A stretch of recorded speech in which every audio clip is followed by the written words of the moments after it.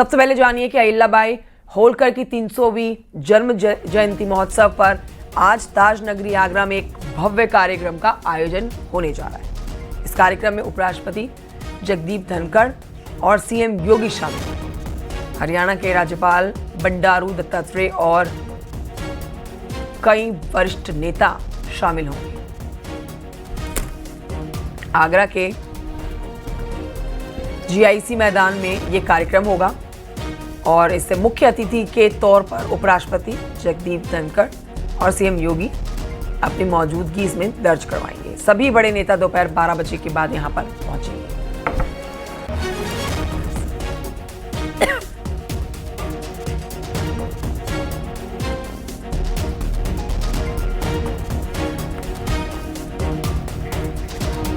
तो आज ये कार्यक्रम दोपहर 12 बजे के बाद सबकी मौजूदगी यहाँ पर दर्ज की जाएगी। अहिल्याबाई होलकर जिनकी 300वीं जयंती के कार्यक्रम लगातार आप देख रहे हैं, ना सिर्फ उत्तर प्रदेश बल्कि पूरे देश भर में बीजेपी भव्य लेवल पर बना रही है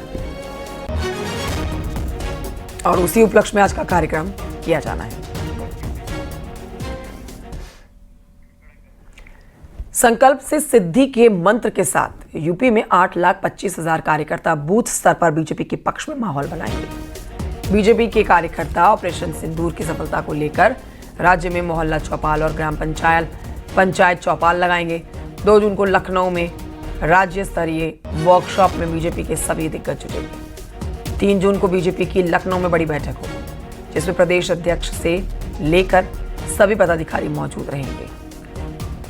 5 जून तक यूपी में इस तरह के 74 वर्कशॉप होंगे। 9 जून को सीएम योगी और प्रदेश अध्यक्ष बीजेपी के इसको लेकर मीडिया से बात करेंगे।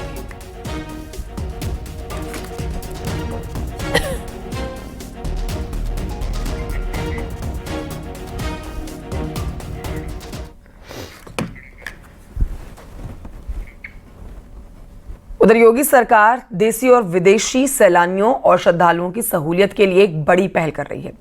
इसके तहत यूपी के 100 प्रमुख क्यूआर कोड आधारित ऑडियो टूर का आनंद मिलेगा।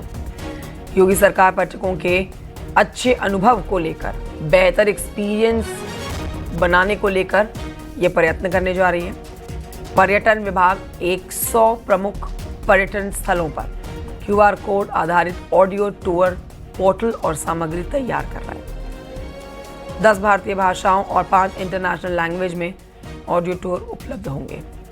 ऐतिहासिक महत्व वाली जगहों को डिजिटल तकनीक के माध्यम से दुनिया भर के पर्यटकों तक पहुंचाने के लिए पर्यटन विभाग ने यह प्रयास शुरू किया है।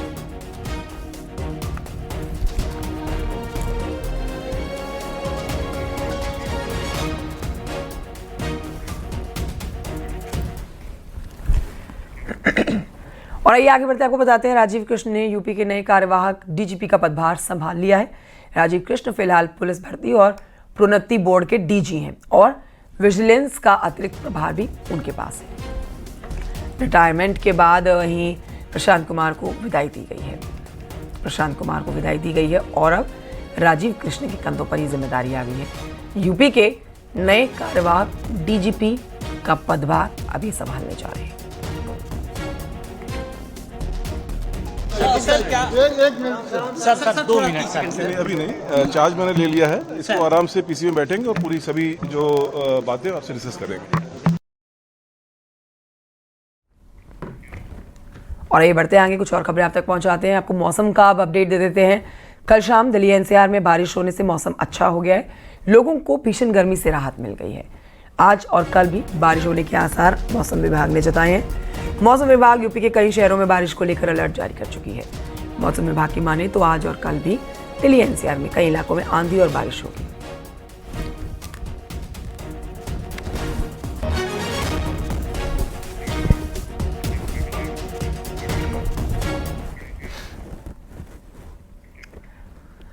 मुख्तार अंसारी के बेटे अब्बास अंसारी को हेट स्पीच के मामले में 2 साल की सजा सुनाई गई है। मऊ एमपी एमएलए कोर्ट ने सजा के साथ ही 2,000 रुपए का जुर्माना लगाया। कानून के मुताबिक 2 साल या उससे ज्यादा की सजा पर सदस्यता रद्द होने का प्रावधान है। ऐसे में जल्द ही अब्बास अंसारी की विधायकी भी अब जा सकती है।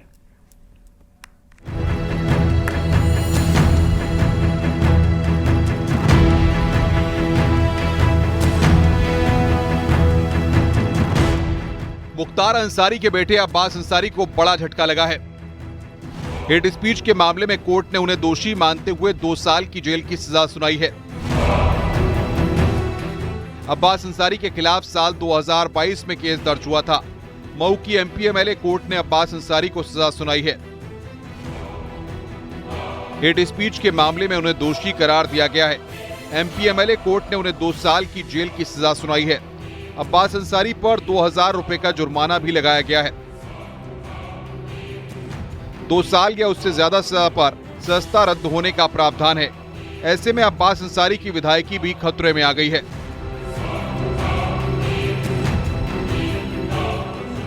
उसमें 2 साल की सजा आई है। 2 साल की सजा के बाद हम लोग उस आदेश से निश्चित रूप से संतुष्ट हैं, लेकिन कोर्ट का आदेश है इसलिए उस पर कोई कमेंट नहीं है। उस आदेश के खिलाफ हम अपील दाखिल करेंगे। मामला 2022 में हुए विधानसभा चुनाव के दौरान का है, जब अब्बास अंसारी ने प्रशासन को धमकी दी थी। चुनावी जनसभा में अब्बास ने प्रशासन को धमकी दी थी। अब्बास अंसारी ने कहा था कि सरकार बनते ही हिसाब किताब होगा, किसी का ट्रांसफर नहीं होने देंगे, सबक सिखाया जाएगा। 3 मार्च 2022 को अब्बास अंसारी ने विवादित बयान दिया था, जिसके बाद तत्कालीन एसआई की शिकायत पर एफआईआर दर्ज की गई थी। मऊ हेट स्पीच मामले में जहां अब्बास अंसारी को 2 साल की सजा सुनाई गई है, वहीं से आरोपी मंसूर अंसारी को अदालत ने केवल 120B के तहत साजिश रचने का दोषी पाया और 6 महीने की सजा सुनाई गई। न्यूज़ 18 के लिए ब्यूरो रिपोर्ट।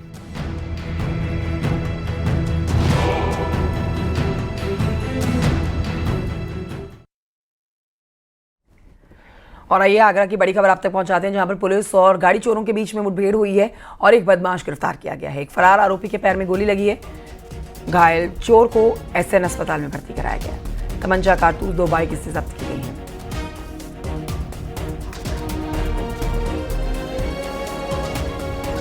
एक बड़ी खबर आपको बता रहे हैं, यहाँ पर एक आरोपी के पैर में गोली लगी है। इस मुठभेड़ में एक आरोपी पकड़ा गया है। एसएन अस्पताल में से भर्ती कराया गया। इलाज के बाद अब जेल में डाला गया है।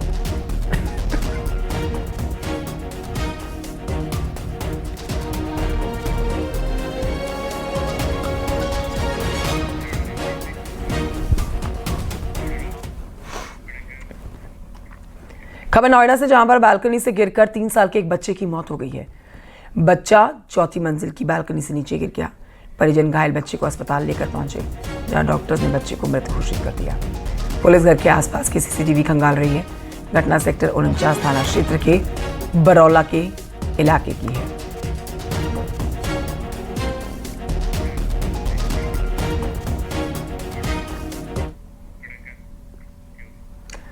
और आइए बात करते हैं कोरोना की।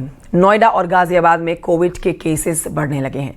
नोएडा की अब बात करी जाए तो यहां पर 24 घंटे में कोरोना के 14 नए मामले सामने आ चुके हैं, जिसके बाद एक्टिव मरीजों की संख्या बढ़कर 57 हो गई है। गाजियाबाद में पिछले 24 घंटे में कोरोना के नए मामले सामने आए हैं 2, जिससे एक्टिव मरीजों की संख्या बढ़कर 15 हो गई है। ज़्यादातर लोग होम आइसोलेशन में रखे गए हैं। स्वास्थ्य विभाग ने नज़र बनाई हुई है। इन लोगों को एहतियात बरतने की सलाह दी है।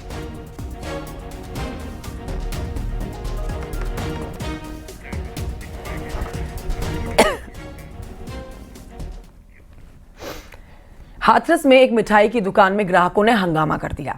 एक ग्राहक ने आरोप लगाया कि उसके समोसे में छिपकली निकली। इसके बाद खाद्य विभाग और पुलिस की टीम मौके पर पहुंची। आगे क्या हुआ, देखिए रिपोर्ट में। समोसे में निकली मरी छिपकली। हाथरस में एक नामी मिठाई की दुकान के बाहर लोग हंगामा करने लगे। हर कोई गुस्से में था, क्योंकि एक ग्राहक ने दावा किया कि उसने यहाँ से जो समोसा खरीदा उसके अंदर मरी हुई छिपकली निकली। मिठाई की दुकान पर हंगामा देख मौके पर भीड़ जमा हो गई। इसके बाद दुकान के स्टाफ से कहासुनी होने लगी। हंगामा बढ़ता जा रहा था। स्थानीय प्रशासन को भी सूचना मिल चुकी थी, जिसके बाद पुलिस और खाद्य विभाग की टीम मौके पर पहुंची और जांच शुरू कर दी गई। शिकायतकर्ता द्वारा बताया गया कि चटनी में छिपकली पाई गई और विक्रेता द्वारा बताया गया कि इनके द्वारा इनको माल हमने भेज दिया था और 1 घंटे बाद आकर के उन्होंने सजाएंगे, जबकि इनकी पोजीशन बीमार थी। जांच के दौरान दुकान में गंदगी का अंबार मिला, जिसके बाद सैंपल भी लिए गए। अलीगढ़ रोड पर यह मिठाई की दुकान है। जानकारी के मुताबिक एक शख्स दुकान से 4 समोसे पैक कराकर घर लेकर गया। घर जाकर जैसे ही समोसे खोले गए, दावा किया जा रहा है कि एक समोसे में मरी हुई छिपकली दिखाई दी। ये देखकर घर के सभी लोग दंग रह गए। इसके बाद वो दुकान पर वापस गया और हंगामा शुरू कर दिया। पहले तो दुकानदार छिपकली होने की बात से मना करता रहा, लेकिन हंगामा शांत होने का नाम ही नहीं ले रहा था। प्रीमिजेस का खाद्य सुरक्षा एवं मानक अधिनियम के अंतर्गत निरीक्षण कराया गया। निरीक्षण में मौके पर पाई गई कमियों के आधार पर प्रतिष्ठान को साफ सफाई दुरुस्त कराने तक के लिए बंद करने का निर्देश दिया और उनकी संस्कृति पर, खाद्य सुरक्षा अधिकारी की संस्कृति पर इम्प्रूवमेंट नोटिस जारी की जा रही है। ये इस तरह का कोई नया मामला सामने नहीं आया है। अक्सर खाने के सामान में मरे हुए चूहे, छिपकली के निकलने की घटनाएं सामने आती रहती हैं, जो किसी को भी बीमार करने के लिए काफी है। और ऐसी घटनाएं कहीं न कहीं ग्राहकों के विश्वास को भी तोड़ती हैं। हाथरस से सुमित शर्मा के साथ bureau report, news 18, UP Uttarakhand.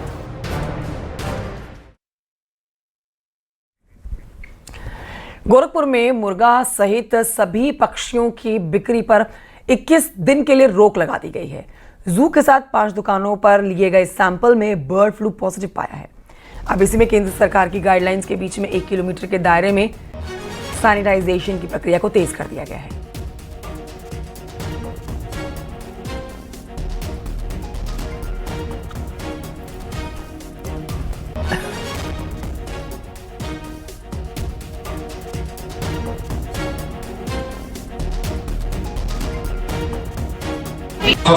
Authentic source से जो जानकारियां दी जा रही हैं उसी पर करें। हमने आज एक प्रेस विज्ञप्ति भी जारी किया है जिसमें बर्ड फ्लू को लेकर क्या करें, क्या ना करें, क्या सावधानियां बरतें, मैं डिटेल में हमने बताया।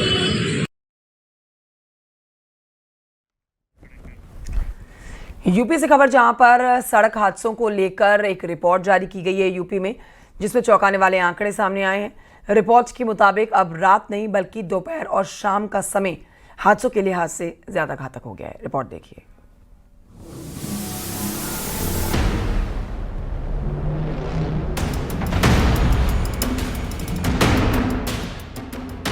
देश भर में हर साल लाखों सड़क हादसे होते हैं और इन हादसों में हजारों लोगों की जान भी चली जाती है। ट्रैफिक नियमों की गाइडलाइन बार बार जारी होती है, सुरक्षा मानकों का भी ख्याल रखा जाता है, लेकिन फिर भी हादसों की रोकथाम नहीं होती। बात उत्तर प्रदेश की करें तो एक चौंकाने वाली रिपोर्ट सामने आई है। रिपोर्ट के मुताबिक अब रात नहीं बल्कि दोपहर और शाम का समय हादसों के लिहाज से ज्यादा घातक हो गया है।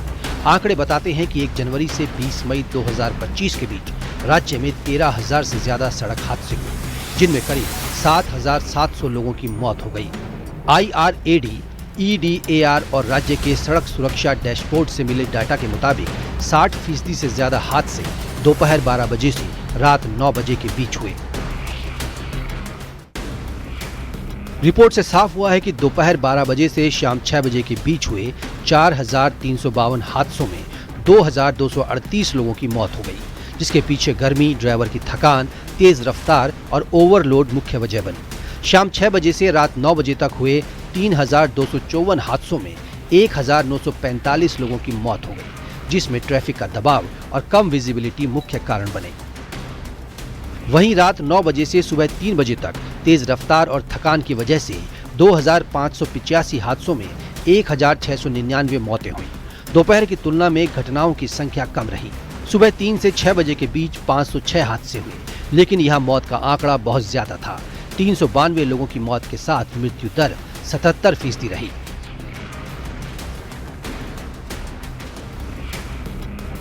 (2024) की तुलना में इस साल हादसे और मौत के आंकड़े बढ़े हैं। साल